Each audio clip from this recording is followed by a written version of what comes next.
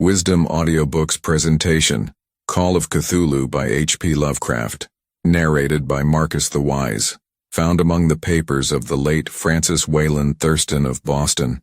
Of such great powers or beings there may be conceivably a survival of a hugely remote period when consciousness was manifested perhaps in shapes and forms long since withdrawn before the tide of advancing humanity, forms of which poetry and legend alone have caught a flying memory, and called them gods, monsters, mythical beings of all sorts and kinds.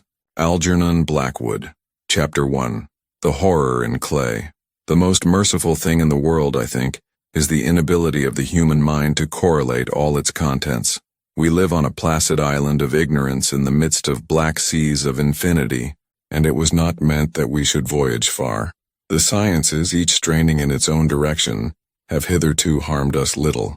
But someday the piecing together of dissociated knowledge will open up such terrifying vistas of reality, and of our frightful position therein, that we shall either go mad from the revelation or flee from the deadly light into the peace and safety of a new dark age.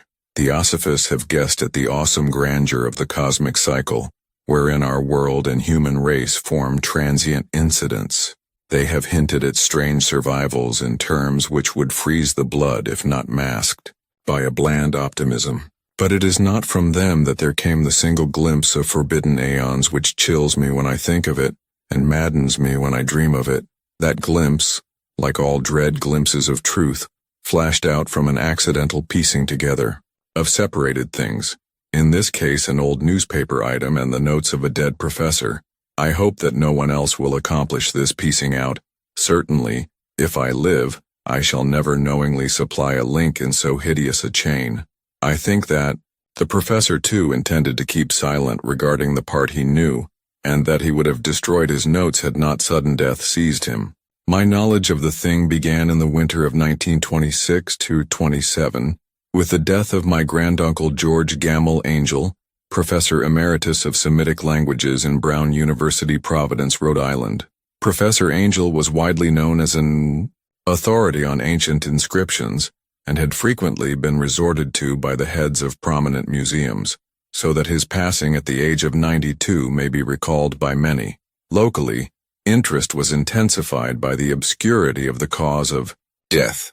The professor had been stricken whilst returning from the Newport boat, falling suddenly, as witnesses said, after having been jostled by a nautical-looking Negro who had come from one of the queer dark courts on the precipitous hillside which formed a shortcut from the waterfront to the deceased's home in William Street.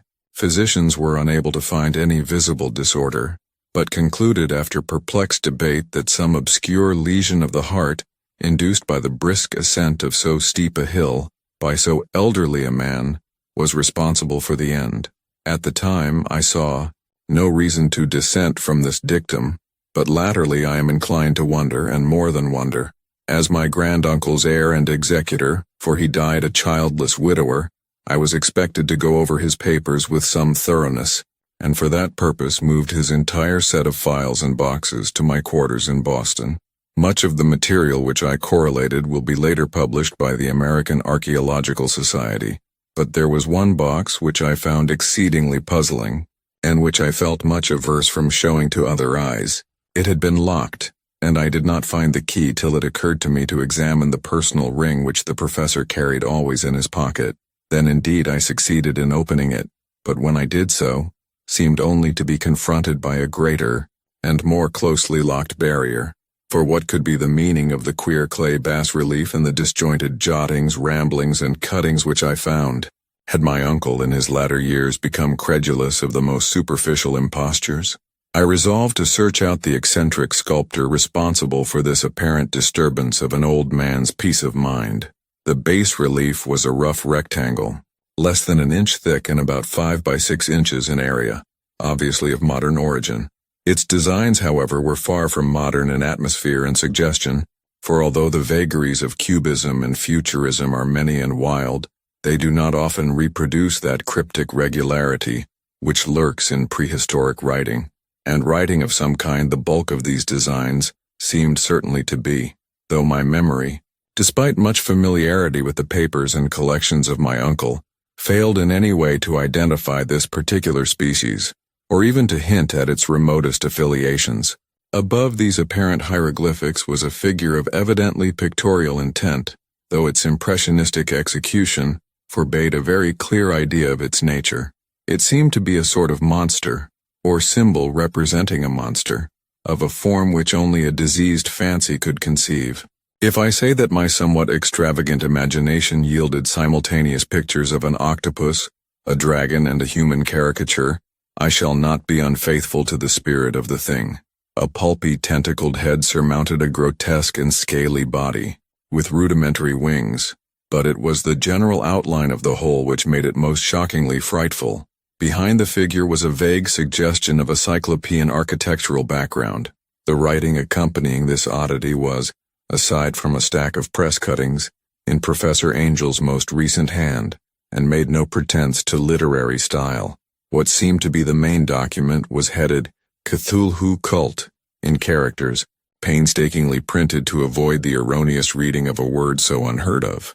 The manuscript was divided into two sections, the first of which was headed 1925, Dream and Dream Work of H. A. Wilcox, 7 Thomas St., Providence, R.I., and the second, Narrative of Inspector John R. Legrasse, 121 Bienville St., New Orleans, Lyot 1908, AAS Memd G.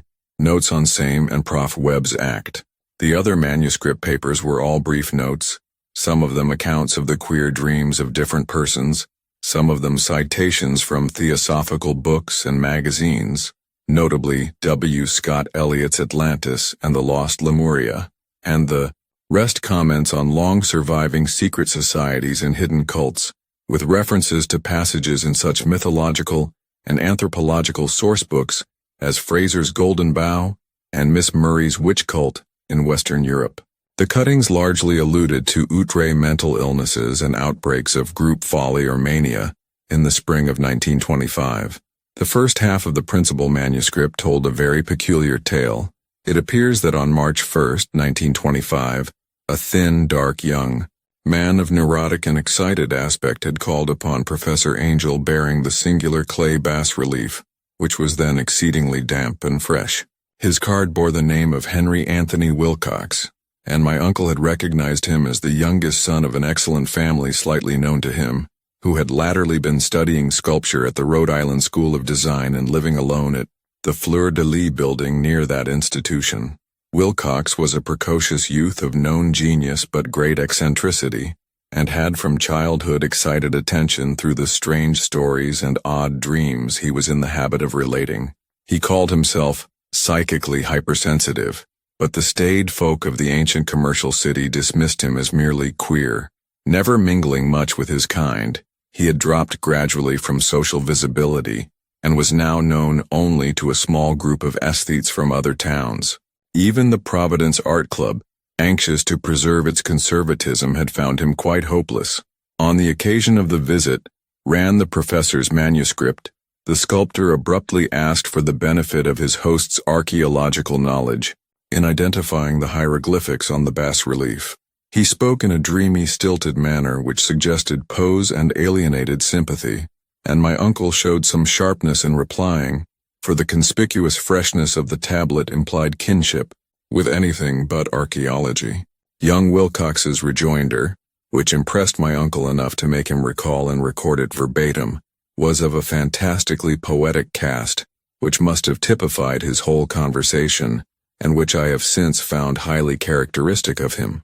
He said, "It is new indeed, for I made it last night in a dream of strange cities, and dreams are older than brooding Tyre, or the contemplative Sphinx, or garden-girdled Babylon."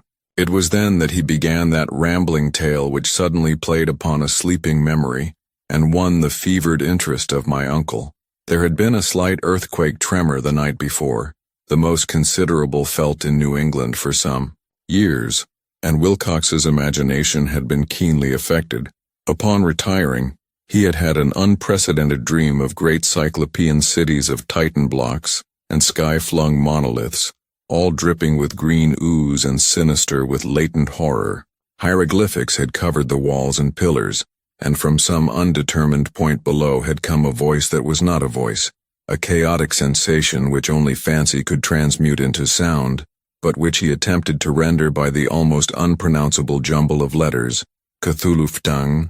This verbal jumble was the key to the recollection which excited and disturbed Professor Angel. He questioned the sculptor with scientific minuteness, and studied with almost frantic intensity the bas-relief on which the youth had found himself. Working, chilled and clad only in his nightclothes when waking had stolen bewilderingly over him. My uncle blamed his old age, Wilcox afterward said, for his slowness in recognizing both hieroglyphics and pictorial design. Many of his questions seemed highly out of place to his visitor, especially those which tried to connect the latter with strange cults or societies. And Wilcox could not understand the repeated promises of silence which he was offered in exchange for an admission of membership in some widespread mystical or paganly religious body. When Professor Angel became convinced that the sculptor was, indeed, ignorant of any cult or system of cryptic lore, he besieged his visitor with demands for future reports of dreams. This bore regular fruit, for after the first interview the manuscript records daily calls of the young man, during which he related startling fragments of nocturnal imagery, whose burden was always some terrible cyclopean vista of dark and dripping stone with a subterrene voice or intelligence shouting monotonously in enigmatical sense, impacts uninscribable save as gibberish. The two sounds most frequently repeated are those rendered by the letters Cthulhu and Relia. On March 23rd, the manuscript continued, Wilcox failed to appear, and inquiries at his quarters revealed that he had been stricken with an obscure sort of fever and taken to the home of his family in Waterman Street. He had cried out in the night, arousing several other artists in the building, and had manifested since then only alternations of unconsciousness and delirium. My uncle at once telephoned the family, and from that time forward kept close watch of the case, calling often at the Thayer Street office of Dr. Toby, whom he learned to be in charge.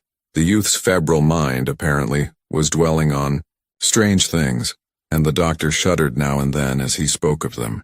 They included not only a repetition of what he had formerly dreamed, but touched wildly on a gigantic thing, miles high, which walked or lumbered about.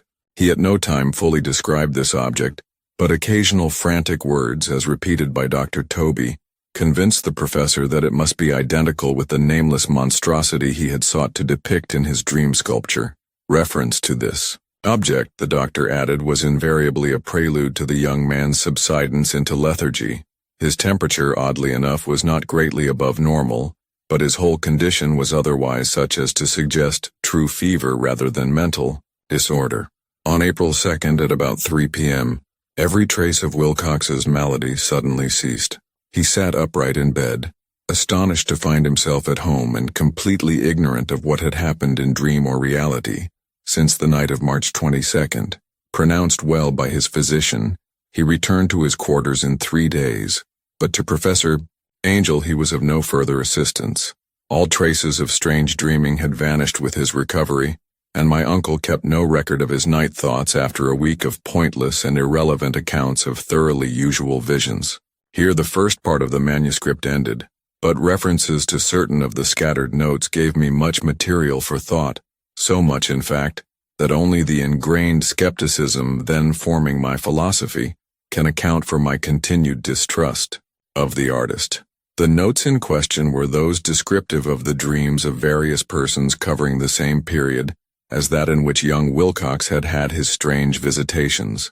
My uncle, it seems, had quickly instituted a prodigiously far-flung body of inquiries amongst nearly all the friends whom he could question, without impertinence, asking for nightly reports of their dreams, and the dates of any notable visions, for some time past. The reception of his requests seems to have been varied, but he must at the very least have received more responses than any ordinary man could have handled without a secretary. This original correspondence was not preserved, but his notes formed a thorough and really significant digest.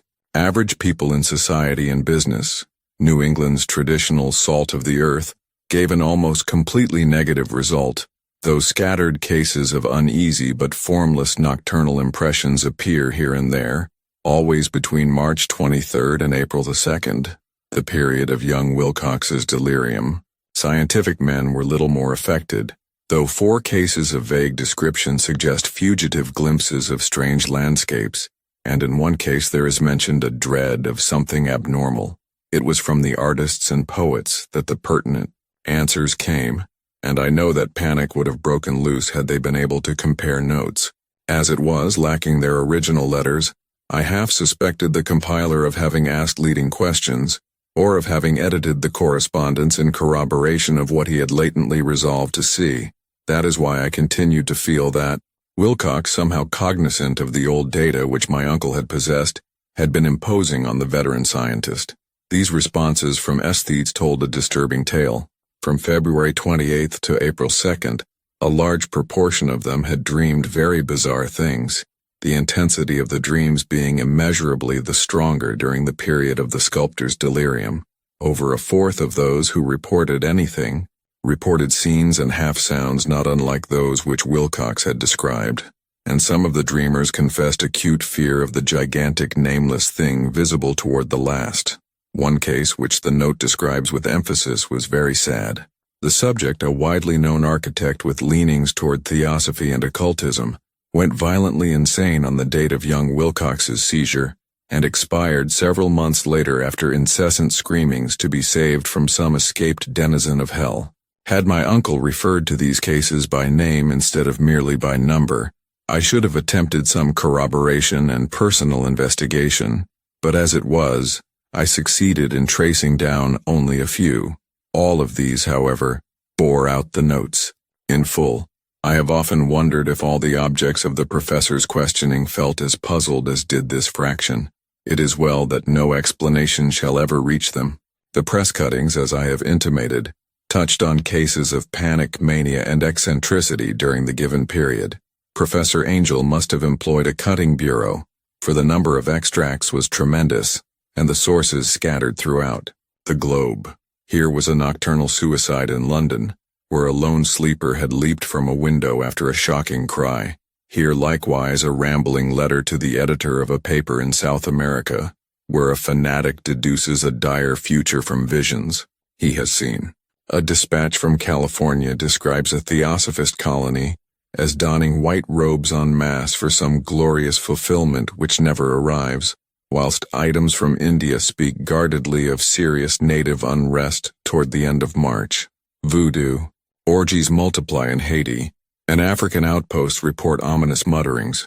American officers in the Philippines find certain tribes bothersome about this time, and New York policemen are mobbed by hysterical Levantines on the night of March 22nd, 23. The west of Ireland, too, is full of wild rumor and legendary, and a fantastic painter named Ardois Bonneau hangs a blasphemous dream landscape in the Paris Spring Salon of 1926. And so numerous are the recorded troubles in insane asylums that only a miracle can have stopped the medical fraternity from noting strange parallelisms and drawing mystified conclusions. A weird bunch of cuttings all told, and I can at this date scarcely envisage the callous rationalism with which I set them aside, but I was then convinced that young Wilcox had known of the older matters mentioned by the professor. Chapter 2. The Tale of Inspector Legrasse. The older matters which had made the sculptor's dream and bas-relief so significant to my uncle formed the subject of the second half of his long manuscript. Once before, it appears, Professor Angel had seen the hellish outlines of the nameless monstrosity, puzzled over the unknown hieroglyphics, and heard the ominous syllables which can be rendered only as Cthulhu, and all this in so stirring and horrible a connection that it is small wonder he pursued young Wilcox with queries and demands for data. The earlier experience had come in 1908, 17 years before, when the American Archaeological Society held its annual meeting in St. Louis. Professor Angel, as befitted one of his authority and attainments, had had a prominent part in all the deliberations, and was one of the first to be approached by the several outsiders who took advantage of the convocation to offer questions for correct answering and problems for expert solution. The chief of these outsiders, and in a short time the focus of interest for the entire meeting, was a commonplace-looking middle-aged man who had traveled all the way from New Orleans for certain special information unobtainable from any local source. His name was John Raymond Legrasse, and he was by profession an inspector of police. With him he bore the subject of his visit, a grotesque, repulsive, and apparently very ancient stone statuette, whose origin he was at a loss to determine. It must not be fancied that Inspector Legrasse had the least interest in archaeology. On the contrary, his wish for enlightenment was prompted by purely professional considerations. The statuette, idol, fetish, or whatever it was, had been captured some months before in the wooded swamp south of New Orleans during a raid on a supposed voodoo meeting, and so singular and hideous were the rites connected with it, that the police could not but realize that they had stumbled on a dark cult totally unknown to them, and infinitely more diabolic than even the blackest of the African voodoo circles. Of its origin, apart from the erratic and unbelievable tales extorted from the captured members, absolutely nothing was to be discovered. Hence the anxiety of the police for any antiquarian lore which might help them to place the frightful symbol, and through it track down the cult to its fountainhead. Inspector Legrasse was scarcely prepared for the sensation which his offering created. One sight of the thing had been enough to throw the assembled men of science into a state of tense excitement, and they lost no time in crowding around him, to gaze at the diminutive figure whose utter strangeness and air of genuinely abysmal antiquity hinted so potently at unopened and archaic vistas. No recognized school of sculpture had animated this terrible object, yet centuries and even thousands of years seemed recorded in its dim and greenish surface of unplaceable stone. The figure, which was finally passed slowly from man to man for close and careful study, was between 7 and 8 inches in height, and of exquisitely artistic workmanship. It represented a monster of vaguely anthropoid outline, but with an octopus-like head whose face was a mass of feelers, a scaly, rubbery-looking body, prodigious claws on hind and forefeet, and long, narrow wings behind. This thing, which seemed instinct with a fearsome and unnatural malignancy, was of a somewhat bloated corpulence and squatted evilly on a rectangular block or pedestal covered with undecipherable characters. The tips of the wings touched the back edge of the block. The seat occupied the center, whilst the long curved claws of the doubled-up crouching hind legs gripped the front edge and extended a quarter of the way down toward the bottom of the pedestal. The cephalopod head was bent forward, so that the ends of the facial feelers brushed the backs of huge forepaws, which clasped the croucher's elevated knees. The aspect of the whole was abnormally lifelike, and the more subtly fearful because its source was so totally unknown. Its vast, awesome, and incalculable age was unmistakable, yet not one link did it show with any known type of art belonging to civilization's youth, or indeed to any other time. Totally separate and apart, its very material was a mystery, for the soapy, greenish-black stone with its golden or iridescent flecks and striations resembled nothing familiar to geology or mineralogy. The characters along the base were equally baffling, and no member present, despite a representation of half the world's expert learning in this field, could form the least notion of even their remotest linguistic kinship. They, like the subject and material, belonged to something horribly remote and distinct from mankind as we know it, something frightfully suggestive of old and unhallowed cycles of life in which our world and our conceptions have no part, and, yet as the members severally shook their heads and confessed defeat at the inspector's problem, there was one man in that gathering who suspected a touch of bizarre familiarity in the monstrous shape and writing, and who presently told with some diffidence of the odd trifle he knew. This person was the late William Channing Webb, professor of anthropology in Princeton University, and an explorer of no slight note. Professor Webb had been engaged 48 years before in a tour of Greenland and Iceland in search of some runic inscriptions which he failed to unearth, and whilst high up on the West Greenland coast had encountered a singular tribe or cult of degenerate Eskimo, whose religion, a curious form of devil worship, chilled him with its deliberate bloodthirstiness and repulsiveness. It was a faith, of which other Eskimo knew little, and which they mentioned only with shudders, saying that it had come down from horribly ancient aeons before ever the world was made. Besides nameless rites and human sacrifices, there were certain queer hereditary rituals addressed to a supreme elder devil, or Tornasuk, And of this, Professor Webb had taken a careful phonetic copy from an aged Angakok or wizard priest, expressing the sounds in Roman letters as best he knew how. But just now of prime significance was the fetish which this cult had cherished, and around which they danced when the aurora leaped high over the ice cliffs. It was, the professor stated, a very crude bas-relief of stone, comprising a hideous picture and some cryptic writing, and so far as he could tell it was a rough parallel in all essential features of the bestial thing now lying before the meeting. This data, received with suspense and astonishment by the assembled members, proved doubly exciting to Inspector Legrasse, and he began at once to ply his informant with questions. Having noted and copied an oral ritual among the swamp cult worshippers his men had arrested, he besought the professor to remember as best he might the syllables taken down amongst the diabolist Eskimo. There then followed an exhaustive comparison of details, and a moment of really awed silence when both detective and scientist agreed on the virtual identity of the phrase, common to two hellish rituals, so many worlds of distance apart. What, in substance, both the Eskimo wizards and the Louisiana swamp priest had chanted to their kindred idols was something very like this, the word divisions being guessed at from traditional breaks in the phrase as chanted aloud, Funglui, Pagalunaf Cthulhu Wagahnagulftagen. Legrasse had one point in advance of Professor Webb, for several among his mongrel prisoners had repeated to him what older celebrants had told them the words meant. This text, as given, ran something like this. In his house at Rillier, dead Cthulhu waits dreaming. And now, in response to a general and urgent demand, Inspector Legrasse related as fully as possible his experience with the swamp worshippers, telling a story to which I could see my uncle attached profound significance. It savored of the wildest dreams of mythmaker and theosophist, and disclosed an astonishing degree of cosmic imagination among such half-castes and pariahs as might be least expected to possess it. On November 1, 1907, there had come to the New Orleans police a frantic summons from the swamp and lagoon country to the south.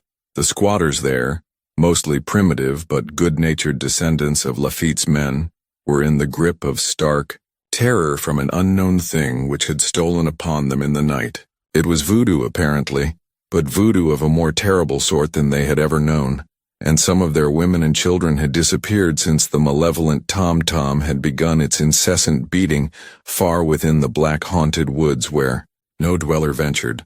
There were insane shouts and harrowing screams, soul-chilling chants and dancing devil flames, and, the frightened messenger added, the people could stand it no more.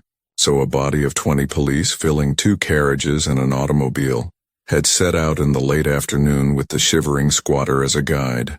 At the end of the passable road they alighted, and for miles splashed on in silence through the terrible cypress woods where day never came.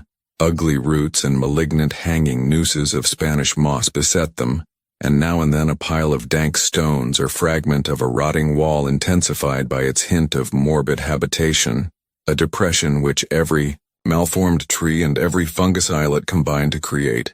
At length the squatter settlement, a miserable huddle of huts, hove in sight, and hysterical dwellers ran out to cluster around the group of bobbing lanterns. The muffled beat of tom-toms was now faintly audible far, far ahead, and a curdling shriek came at infrequent intervals when the wind shifted. A reddish glare, too, seemed to filter through the pale undergrowth beyond endless avenues of forest night. Reluctant even to be left alone again, each one of the cowed squatters refused point-blank to advance another inch toward the scene of unholy worship, so Inspector Legrasse and his 19 colleagues plunged on unguided into black arcades of horror that none of them had ever trod before. The region now entered by the police was one of traditionally evil repute, substantially unknown and untraversed by white men. There were legends of a hidden lake unglimpsed by mortal sight, in which dwelt a huge, formless white polypus thing, with luminous eyes, and squatters whispered that bat-winged devils flew up out of caverns in inner earth to worship it at midnight. They said it had been there before d'Iberville, before La Salle, before the Indians, and before even the wholesome beasts and birds of the woods. It was nightmare itself, and to see it was to die, but it made men dream, and so they knew enough to keep away. The present voodoo orgy was, indeed, on the merest fringe of this abhorred area, but that location was bad enough. Hence perhaps the very place of the worship had terrified the squatters more than the shocking sounds and incidents. Only poetry or madness could do justice to the noises heard by Legras's men as they plowed on through the black morass toward the red glare and the muffled tom-toms. There are vocal qualities peculiar to men, and vocal qualities peculiar to beasts, and it is terrible to hear the one when the source should yield the other. Animal fury and orgiastic license here whipped themselves to demoniac heights by howls and squawking ecstasies that tore and reverberated through those nighted woods like pestilential tempests from the gulfs of hell. Now and then the less organized ululation would cease, and from what seemed a well-drilled chorus of hoarse voices would rise in sing-song chant that hideous phrase or ritual, Finglui magluwanaf Cthulhu relie wagahanagl ftang. Then the men, having reached a spot where the trees were thinner, came suddenly in sight of the spectacle itself. 4 of them reeled, 1 fainted, and 2 were shaken into a frantic cry which the mad cacophony of the orgy fortunately deadened. Legras dashed swamp water on the face of the fainting man, and all stood trembling and nearly hypnotized with horror. In a natural glade of the swamp stood a grassy island of perhaps an acre's extent, clear of trees and tolerably dry. On this now leaped and twisted a more indescribable horde of human abnormality than any but a Siamese or an Angarola could paint. Void of clothing, this hybrid spawn were braying, bellowing and writhing about a monstrous ring-shaped bonfire, in the center of which, revealed by occasional rifts in the curtain of flame, stood a great granite monolith some 8 feet in height, on top of which, incongruous with its diminutiveness, rested the noxious carven statuette. From a wide circle of 10 scaffolds set up at regular intervals with the flame-girt monolith as a center hung, head downward, the oddly marred bodies of the helpless squatters who had disappeared. It was inside this circle that the ring of worshippers jumped and roared, the general direction of the mass motion being from left to right in endless bacchanal, between the ring of bodies and the ring of fire. It may have been only imagination, and it may have been only echoes which induced one of the men, an excitable Spaniard, to fancy he heard antiphonal responses to the ritual from some far and unillumined spot, deeper within the wood of ancient legendary and horror. This man, Joseph D. Galvez, I later met and questioned, and he proved distractingly imaginative. He indeed went so far as to hint of the faint beating of great wings, and of a glimpse of shining eyes and a mountainous white bulk beyond the remotest trees, but I suppose he had been hearing too much native superstition. Actually, the horrified pause of the men was of comparatively brief duration. Duty came first, and although there must have been nearly 100 mongrel celebrants in the throng, the police relied on their firearms and plunged determinedly into the nauseous rout. For 5 minutes the resultant din and chaos were beyond description. Wild blows were struck, shots were fired, and escapes were made, but in the end Legras was able to count some 47 sullen prisoners, whom he forced to dress in haste, and fall into line between 2 rows of policemen. 5 of the worshippers lay dead, and 2 severely wounded ones were carried away on improvised stretchers by their fellow prisoners. The image on the monolith, of course, was carefully removed, and carried back by Legras. Examined at headquarters after a trip of intense strain and weariness, the prisoners all proved to be men of a very low, mixed-blooded, and mentally aberrant type. Most were seamen, and a sprinkling of Negroes and mulattoes, largely West Indians, or Brava Portuguese from the Cape Verde Islands, gave a coloring of voodooism to the heterogeneous cult. But before many questions were asked, it became manifest that something far deeper and older than Negro fetichism was involved. Degraded and ignorant as they were, the creatures held with surprising consistency to the central idea of their loathsome faith. They worshipped, so they said, the great old ones who lived ages before there were any men, and who came to the young world out of the sky. Those old ones were gone now, inside the earth and under the sea, but their dead bodies had told their secrets in dreams to the first men who formed a cult which had never died.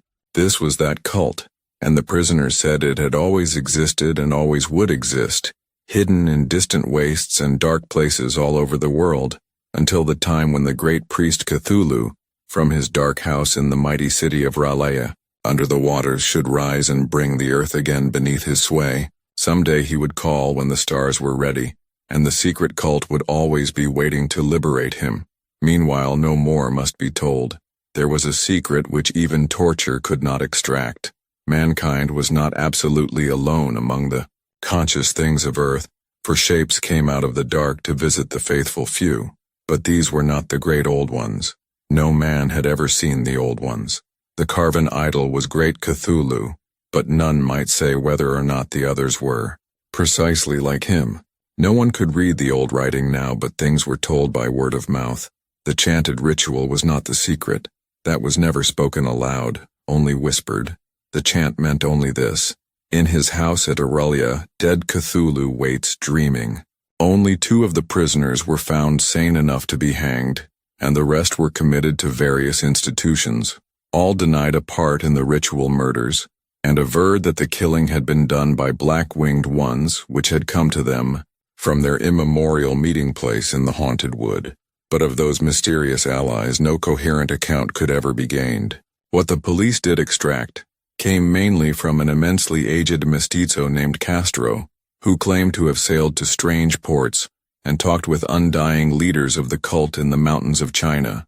Old Castro remembered bits of hideous legend that paled the speculations of theosophists and made man and the world seem recent and transient indeed.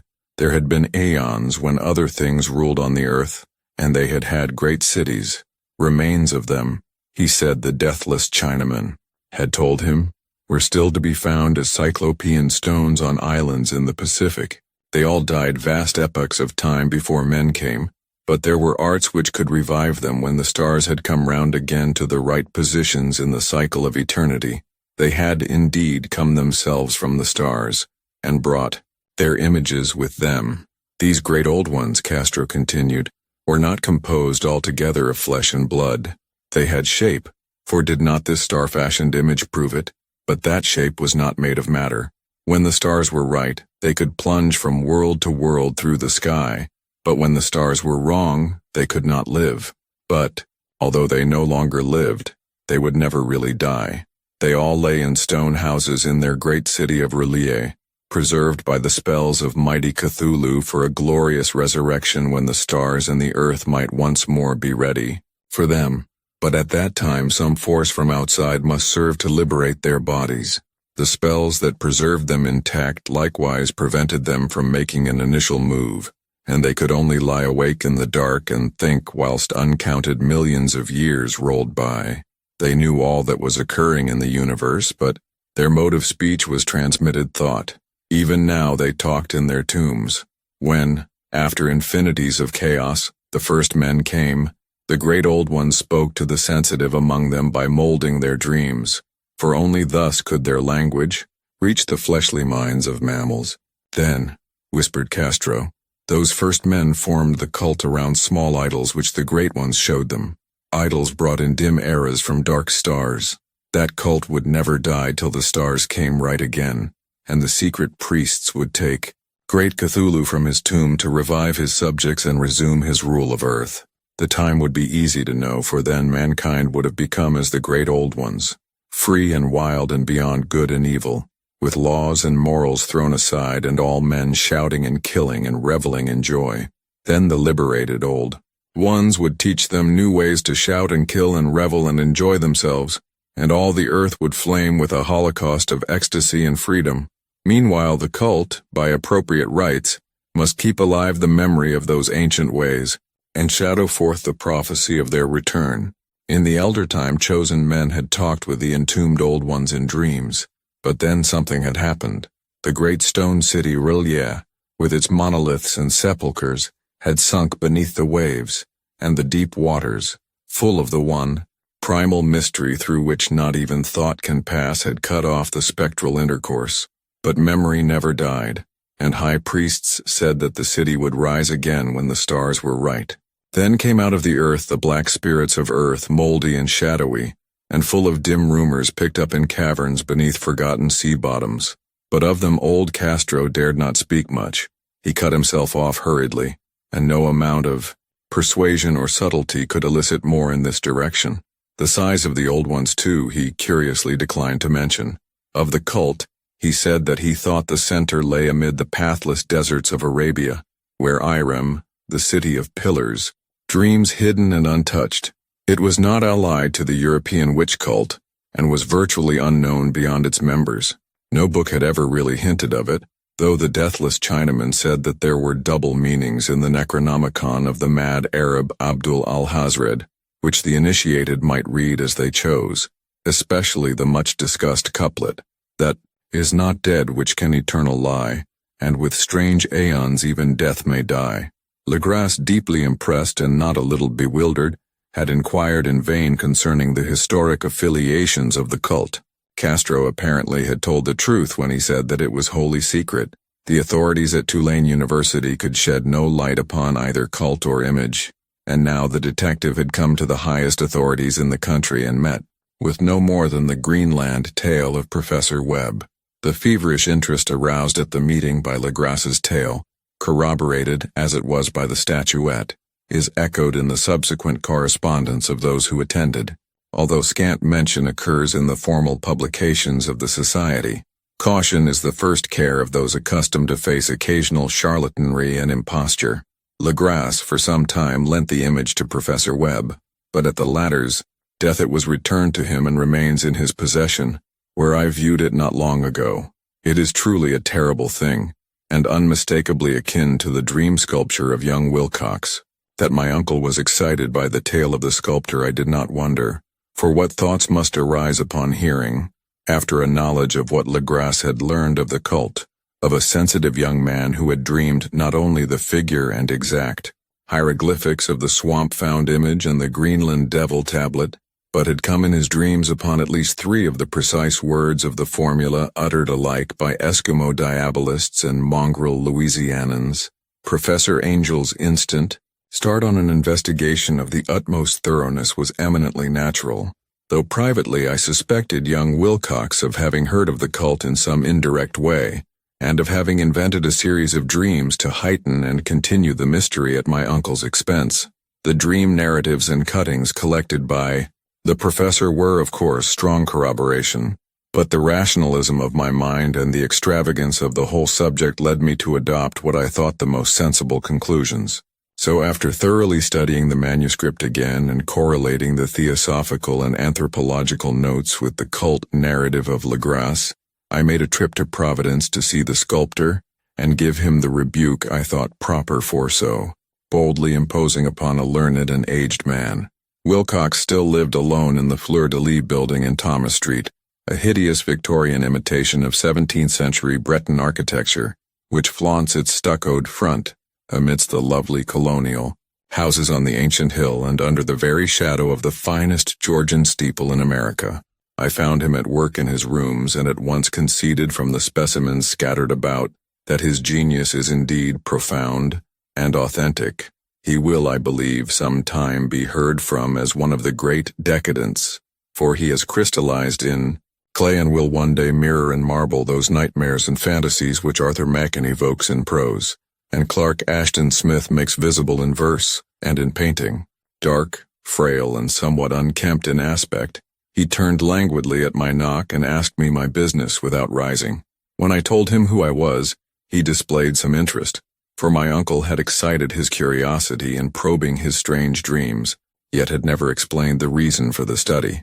I did not enlarge his knowledge in this regard, but sought with some subtlety to draw him out. In a short time I became convinced of his absolute sincerity, for he spoke of the dreams in a manner none could mistake. They and their subconscious residuum had influenced his art profoundly, and he shewed me a morbid statue whose contours almost made me shake with the potency of its black suggestion. He could not recall having seen the original of this thing, except in his own dream bas-relief, but the outlines had formed themselves insensibly under his hands. It was, no doubt, the giant shape he had raved of in delirium, that he really knew nothing of the hidden cult, save from what my uncle's relentless catechism had let fall. he soon made clear, and again I strove to think of some way in which he could possibly have received the weird impressions. He talked of his dreams in a strangely poetic fashion, making me see with terrible vividness the damp cyclopean city of slimy green stone, whose geometry, he oddly said, was all wrong, and hear with frightened expectancy the ceaseless half-mental calling from underground, Cthulhu Ftang, Cthulhu Ftang. These words had formed part of that dread ritual which told of dead Cthulhu's dream vigil in his stone vault at Relaya, and I felt deeply moved, despite my rational beliefs. Wilcox, I was sure, had heard of the cult in some casual way, and had soon forgotten it amidst the mass of his equally weird reading and imagining. Later, by virtue of its sheer impressiveness, it had found subconscious expression in dreams, in the bas-relief, and in the terrible statue I now beheld, so that his imposture upon my uncle had been a very innocent one. The youth was of a type, at once slightly affected and slightly ill-mannered, which I could never like, but I was willing enough now to admit both his genius and his honesty. I took leave of him amicably, and wish him all the success his talent promises. The matter of the cult still remained to fascinate me, and at times I had visions of personal fame from researches into its origin and connections. I visited New Orleans, talked with Legras and others of that old-time raiding party, saw the frightful image, and even questioned such of the mongrel prisoners as still survived. Old Castro, unfortunately, had been dead for some years. What I now heard so graphically at first hand, though it was really no more than a detailed confirmation of what my uncle had written, excited me afresh, for I felt sure that I was on the track of a very real, very secret, and very ancient religion, whose discovery would make me an anthropologist of note. My attitude was still one of absolute materialism, as I wish it still were, and I discounted with almost inexplicable perversity the coincidence of the dream notes and odd cuttings collected by Professor Angel. One thing I began to suspect, and which I now fear I know, is that my uncle's death was far from natural.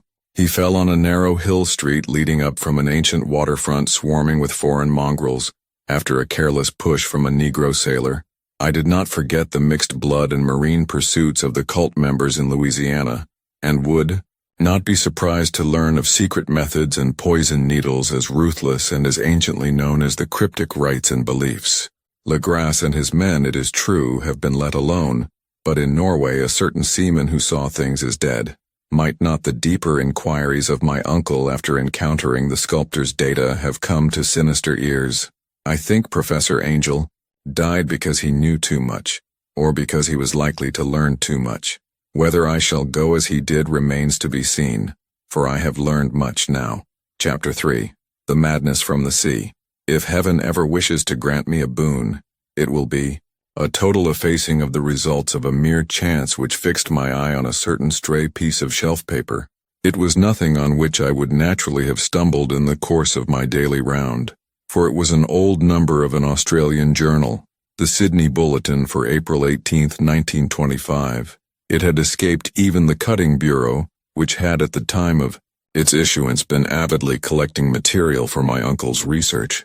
I had largely given over my inquiries into what Professor Angel called the Cthulhu cult, and was visiting a learned friend in Paterson, New Jersey, the curator of a local museum, and a mineralogist of note. Examining one day the reserve, specimens roughly set on the storage shelves in a rear room of the museum, my eye was caught by an odd picture in one of the old papers spread beneath the stones. It was the Sydney Bulletin I have mentioned, for my friend has wide affiliations in all conceivable foreign parts, and the picture was a half-tone cut of a hideous stone image almost identical with that which Legras had found in the swamp. Eagerly clearing the sheet of its precious contents, I scanned the item in detail, and was disappointed to find it of only moderate length. What it suggested, however, was of portentous significance to my flagging quest, and I carefully tore it out for immediate action. It read as follows: Mystery derelict found at sea vigilant arrives with helpless armed New Zealand yacht in tow. One survivor and dead man found aboard. Tale of desperate battle and deaths at sea. Rescued seaman refuses particulars of strange experience. Odd idol found in his possession. Inquiry to follow. The Morrison Coors freighter Vigilant, bound from Valparaiso, arrived this morning at its wharf in Darling Harbor, having in tow the battled and disabled but heavily armed steam yacht Alert of Dunedin, NZ, which was sighted April 12th in S latitude 34°21' W longitude 150°17, with one living and one dead man aboard. The Vigilant left Valparaiso March 25th, and on April 2nd was driven considerably south of her course by exceptionally heavy storms and monster waves. On April 12th, the derelict was sighted, and though apparently deserted, was found upon boarding, to contain one survivor in a half-delirious condition, and one man who had evidently been dead for more than a week. The living man was clutching a horrible stone idol of unknown origin, about a foot in height, regarding whose nature authorities at Sydney University, the Royal Society, and the museum in College Street all profess complete bafflement, and which the survivor says he found in the cabin of the yacht, in a small carved shrine of common pattern. This man, after recovering his senses, told an exceedingly strange story of piracy and slaughter. He is Gustav Johansen, a Norwegian of some intelligence, and had been second mate of the two-masted schooner Emma of Auckland, which sailed for Callao February 20th with a complement of 11 men. The Emma, he says, was delayed and thrown widely south of her course by the great storm of March 1st, and on March 22nd, in S latitude 44°9' W longitude 128°34, encountered the Alert, manned by a queer and evil-looking crew of Kanakas and half-castes. Being ordered peremptorily to turn back, Captain Collins refused, whereupon the strange crew began to fire savagely and without warning upon the schooner, with a peculiarly heavy battery of brass cannon forming part of the yacht's equipment. The Emma's men showed fight, says the survivor, and though the schooner began to sink from shots beneath the waterline, they managed to heave alongside their enemy and board her, grappling with the savage crew on the yacht's deck, and being forced to kill them all, the number being slightly superior, because of their particularly abhorrent and desperate though rather clumsy mode of fighting. 3 of the Emma's men, including Captains Collins and First Mate Green, were killed, and the remaining 8 under Second Mate Johansen proceeded to navigate the captured yacht, going ahead in their original direction to see if any reason for their ordering back had existed. The next day, it appears, they raised and landed on a small island, although none is known to exist in that part of the ocean, and 6 of the men somehow died ashore, though Johansen is queerly reticent about this part of his story, and speaks only of their falling into a rock chasm. Later, it seems, he and one companion boarded the yacht and tried to manage her, but were beaten about by the storm of April the 2nd. From that time till his rescue on the 12th, the man remembers little, and he does not even recall when William Bryden, his companion, died. Bryden's death reveals no apparent cause and was probably due to excitement or exposure. Cable advices from Dunedin report that the Alert was well known there as an island trader, and bore an evil reputation along the waterfront. It was owned by a curious group of half-castes whose frequent meetings and night trips to the woods attracted no little curiosity, and it had set sail in great haste just after the storm and earth tremors of March 1st. Our Auckland correspondent gives the Emma and her crew an excellent reputation, and Johansen is described as a sober and worthy man. The Admiralty will institute an inquiry on the whole matter beginning tomorrow, at which every effort will be made to induce Johansen to speak more freely than he has done hitherto. This was all, together with the picture of the hellish image. But what a train of ideas it started in my mind. Here were new treasuries of data on the Cthulhu cult, and evidence that it had strange interests at sea as well as on land. What motive prompted the hybrid crew to order back the Emma as they sailed about with their hideous idol? What was the unknown island on which 6 of the Emma's crew had died, and about which the mate Johansen was so secretive? What had the Vice Admiralty's investigation brought out, and what was known of the noxious cult in Dunedin? And most marvelous of all, what deep and more than natural linkage of dates was this which gave a malign and now undeniable significance to the various turns of events so carefully noted by my uncle? March 31st, Our February 28th, according to the international dateline, the earthquake and storm had come. From Dunedin, the Alert and her noisome crew had darted eagerly forth as if imperiously summoned, and on the other side of the earth poets and artists had begun to dream of a strange, dank cyclopean city, whilst a young sculptor had molded in his sleep the form of the dreaded Cthulhu. March 23rd, the crew of the Emma landed on an unknown island and left 6 men dead, and on that date the dreams of sensitive men assumed a heightened vividness and darkened with dread of a giant monster's malign pursuit, whilst an architect had gone mad and a sculptor had lapsed suddenly into delirium. And what of this storm of April 2nd, the date on which all dreams of the dank city ceased and Wilcox emerged unharmed from the bondage of strange fever? What of all this, and of those hints of old Castro about the sunken, star-born old ones and their coming reign, their faithful cult, and their mastery of dreams? Was I tottering on the brink of cosmic horrors beyond man's power to bear? If so, they must be horrors of the mind alone, for in some way the 2nd of April had put a stop to whatever monstrous menace had begun its siege of mankind's soul. That evening, after a day of hurried cabling and arranging, I bade my host adieu and took a train for San Francisco. In less than a month I was in Dunedin, where, however, I found that little was known of the strange cult members who had lingered in the old sea taverns. Waterfront scum was far too common for special mention, though there was vague talk about one inland trip these mongrels had made, during which faint drumming and red flame were noted on the distant hills. In Auckland I learned that Johansen had returned with yellow hair turned white after a perfunctory and inconclusive questioning at Sydney, and had thereafter sold his cottage in West Street and sailed with his wife to his old home in Oslo. Of his stirring experience he would tell his friends no more than he had told the Admiralty officials, and all they could do was to give me his Oslo address. After that I went to Sydney and talked profitlessly with seamen and members of the Vice Admiralty Court. I saw the Alert now sold and in commercial use at Circular Quay in Sydney Cove, but gained nothing from its non-committal bulk. The crouching image with its cuttlefish head, dragon body, scaly wings and hieroglyphed pedestal was preserved in the museum at Hyde Park, and I studied it long and well, finding it a thing of balefully exquisite workmanship, and with the same utter mystery, terrible antiquity, and unearthly strangeness of material which I had noted in Legras's smaller specimen.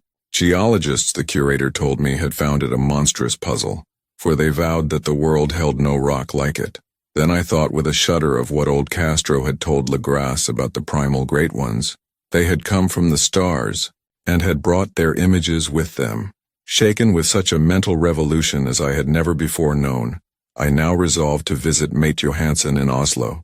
Sailing for London, I re-embarked at once for the Norwegian capital, and one autumn day, landed at the trim wharves in the shadow of the Egeberg. Johansen's address, I discovered, lay in the old town of King Harald Hardrada, which kept alive the name of Oslo during all the centuries that the greater city masqueraded as Christiana. I made the brief trip by taxicab, and knocked, with palpitant heart, at the door of a neat and ancient building with plastered front.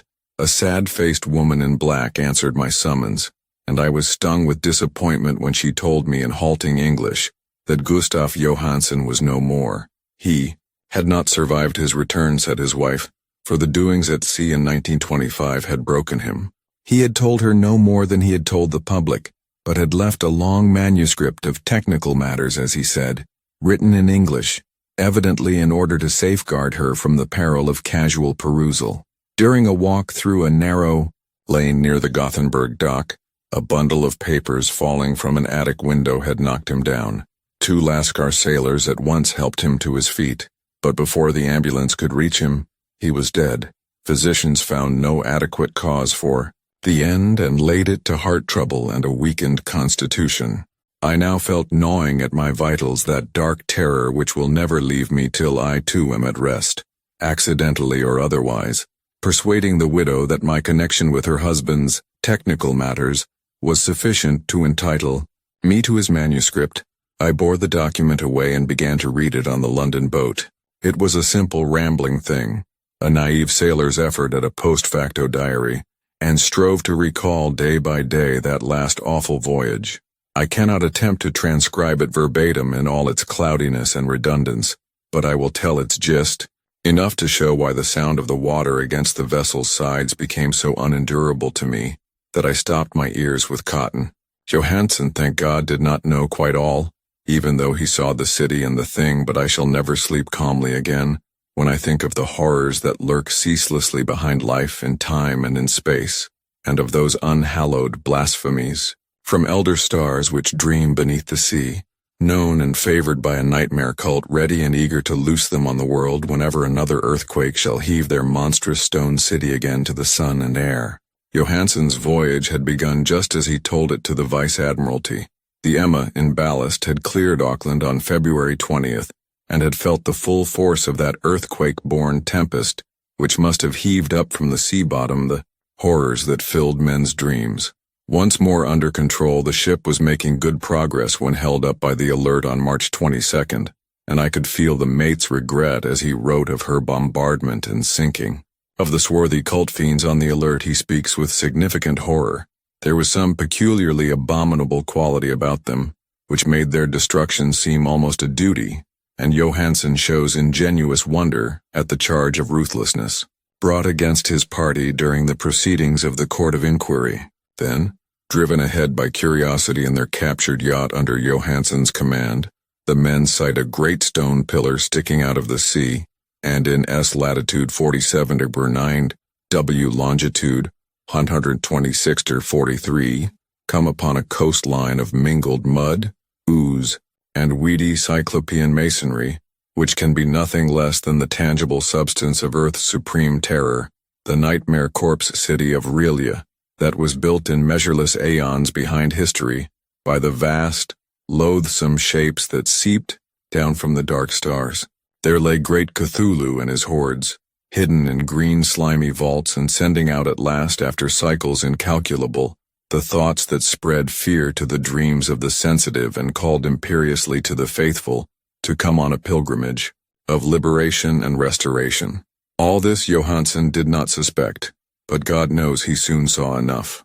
I suppose that only a single mountaintop, the hideous monolith-crowned citadel whereon great Cthulhu was buried, actually emerged from the waters. When I think of the extent of all that may be brooding down there, I almost wish to kill myself.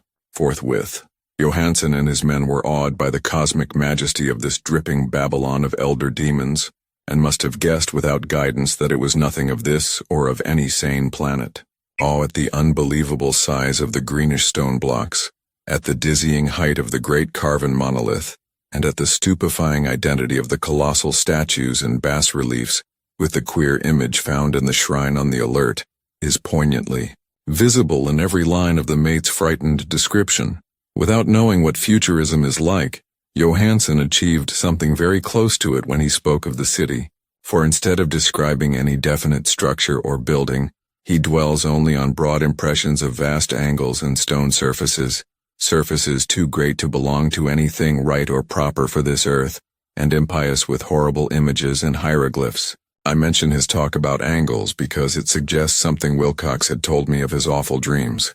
He had said that the geometry of the dream place he saw was abnormal, non-Euclidean, and loathsomely redolent of spheres and dimensions apart from ours. Now an unlettered seaman felt the same thing whilst gazing at the terrible reality. Johansen and his men landed at a sloping mud bank on this monstrous acropolis, and clambered slipperily up over Titan oozy blocks, which could have been no mortal staircase. The very sun of heaven seemed distorted when viewed through the polarizing miasma, welling out from this sea-soaked perversion, and twisted menace and suspense lurked leeringly in those crazily elusive angles of carven rock, where a second glance shewed concavity after the first shewed convexity. Something very like fright had come over all the explorers before anything more definite than rock and ooze and weed was seen. Each would have fled had he not feared the scorn of the others, and it was only half-heartedly that they searched, vainly, as it proved, for some portable souvenir to bear away. It was Rodriguez the Portuguese who climbed up the foot of the monolith and shouted of what he had found. The rest followed him, and looked curiously at the immense carved door with the now familiar squid dragon bas-relief.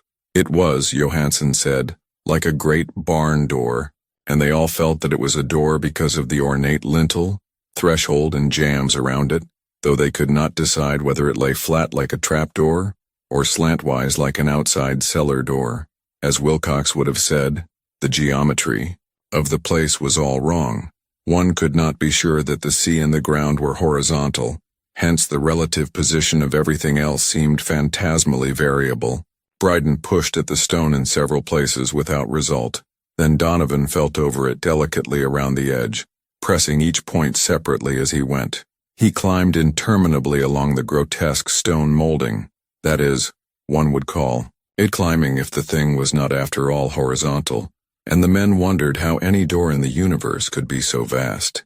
Then, very softly and slowly, the acre-great panel began to give inward at the top, and they saw that it was balanced.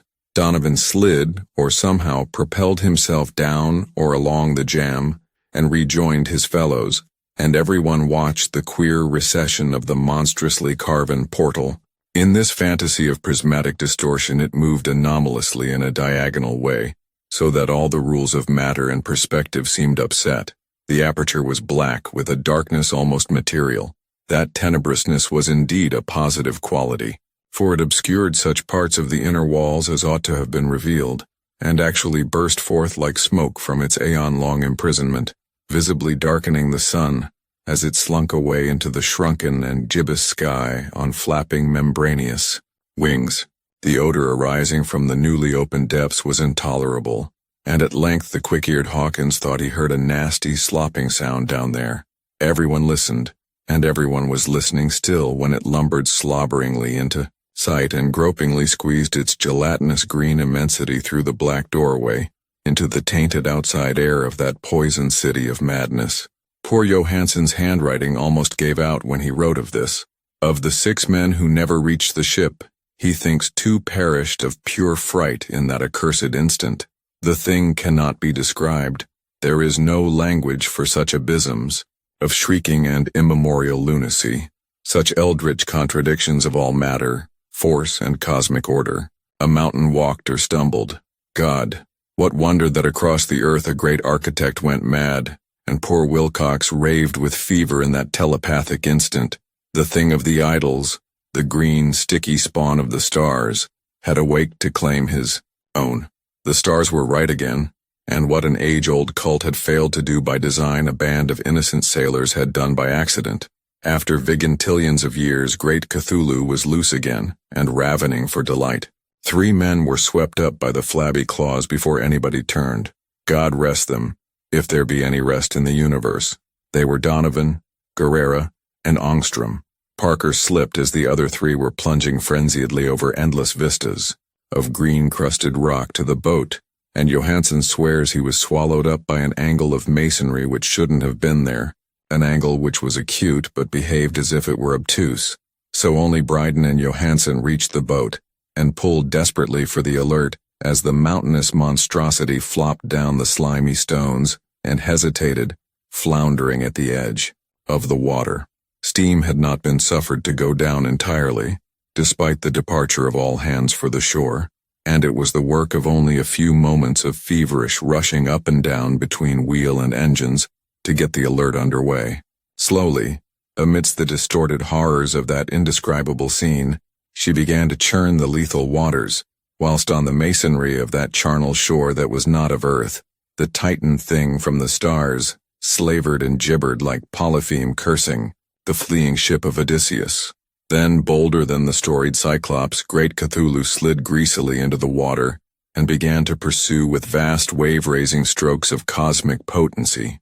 Bryden looked back and went mad, laughing shrilly as he kept on laughing at intervals till death found him one night in the cabin, whilst Johansen was wandering deliriously. But Johansen had not given out yet. Knowing that the thing could surely overtake the alert until steam was fully up, he resolved on a desperate chance, and setting the engine for full speed, ran lightning-like on deck and reversed the wheel. There was a mighty eddying and foaming in the noisome brine, and as the steam mounted higher and higher, the brave Norwegian drove his vessel head-on against the pursuing jelly which rose above the unclean froth like the stern of a demon galleon.